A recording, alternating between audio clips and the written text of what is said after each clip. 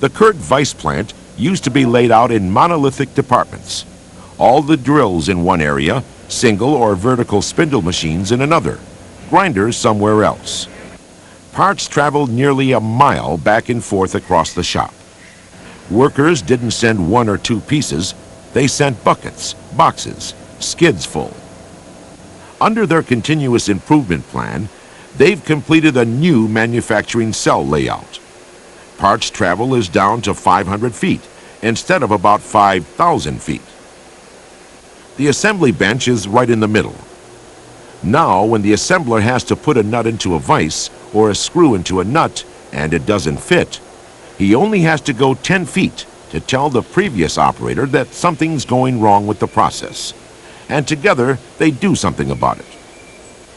This cell is a good example of several operations done simultaneously on different types of equipment.